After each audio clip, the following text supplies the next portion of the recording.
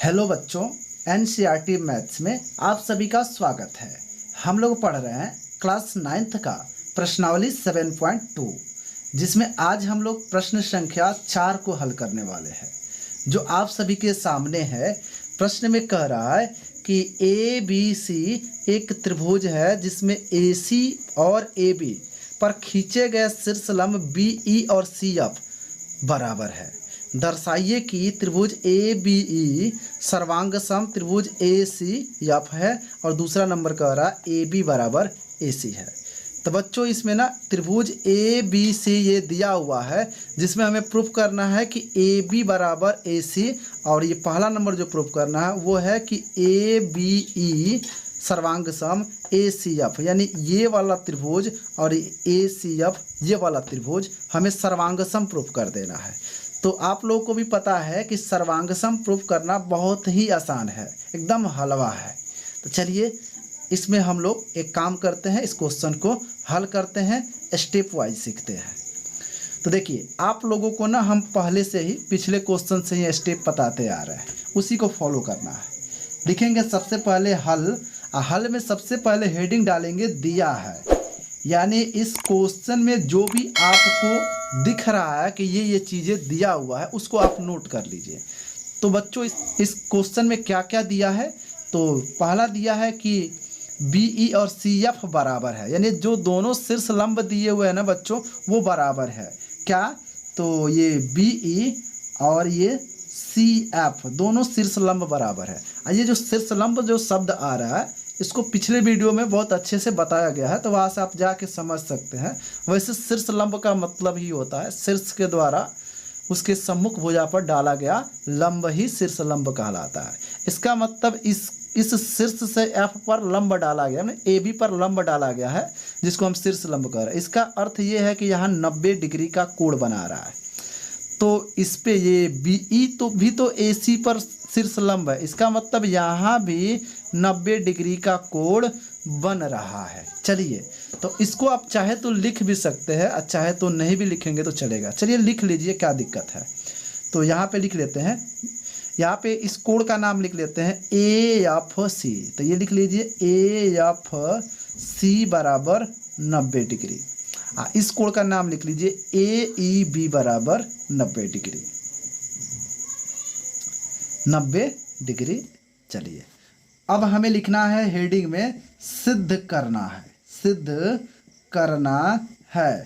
तो क्या सिद्ध करना है, तो यही तो सिद्ध करना है जिसमें ए बी और ए सी ए बी पर खींचे, सॉरी यहाँ सिद्ध करना है, सॉरी इधर हम क्वेश्चन में भाग गए।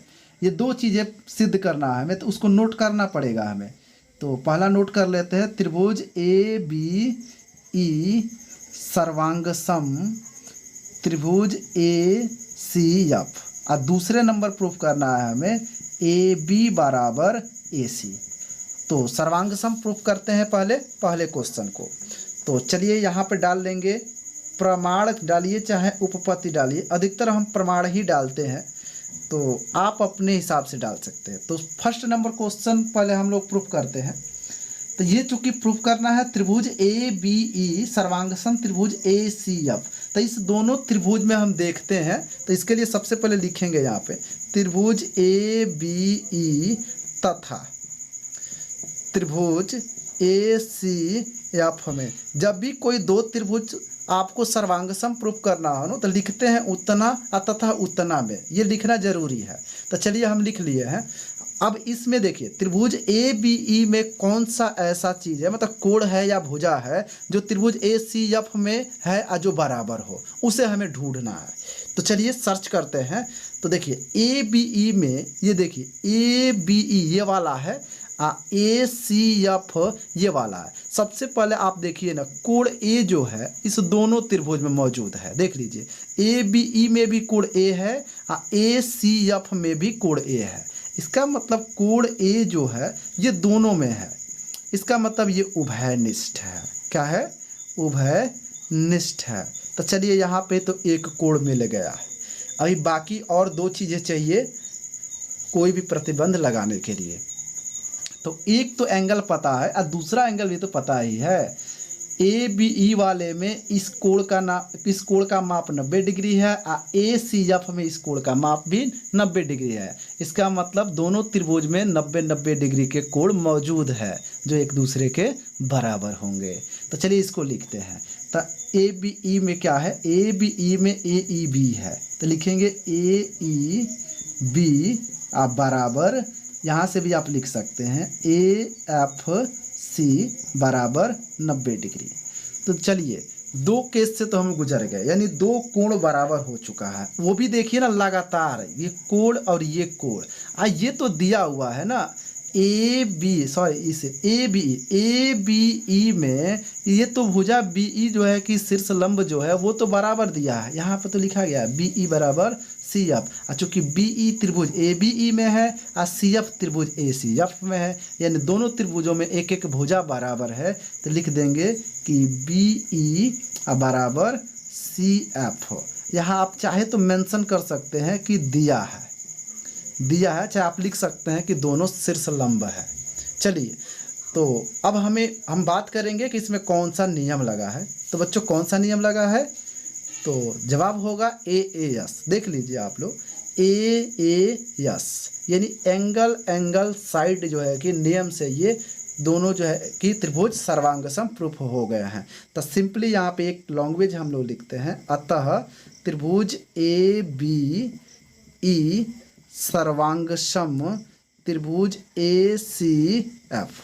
तो ये क्वेश्चन तो प्रूफ हो गया किस नियम से, तो ए यस सर्वांग समता से, सर्वांग समता से। तो एक हो गया तो दूसरा भी हो जाएगा, ए बी बराबर ए सी। तो बच्चों देखो ना, चित्र से देखते हैं, ए बी क्या है, ए बी त्रिभुज ए बी ई का है, ए सी कहाँ का है, तो त्रिभुज ए सी एफ का है। देख लीजिए ए सी एफ में मौजूद है, यानी दोनों त्रिभुज में ये दोनों भुजाएं मौजूद है और दोनों के दोनों संगत भी है।